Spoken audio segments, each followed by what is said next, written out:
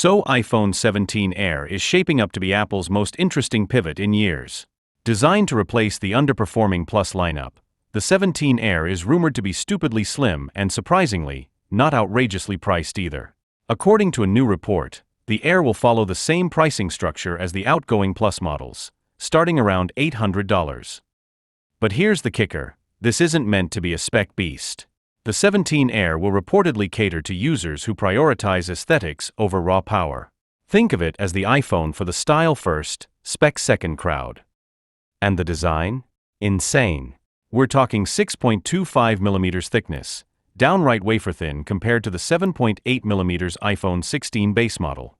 That's a 1.55mm drop, which might not sound like much, but trust me, in the world of smartphones, that's borderline engineering wizardry.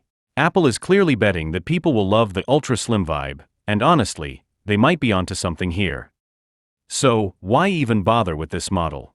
Simple: the Plus line was a dud. It never managed to fill the void left by the much-loved iPhone mini.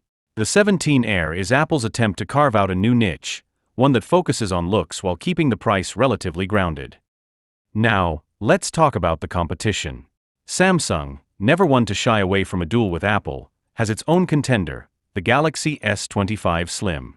And here's the tea: this wasn't even on Samsung's radar until whispers of the 17 Air started making the rounds. The S25 Slim is said to match the Air's slimness, because of course it does, but with one major flex: it's rumored to feature an ultra camera system. Unlike the iPhone 17 Air, which is launching as part of the main lineup, the S25 Slim will drop separately after its initial unpacked reveal.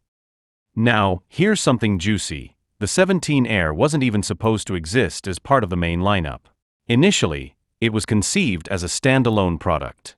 But with the Plus model struggling to gain traction, Apple decided to pull a last-minute switcheroo and replace the Plus with the Air entirely.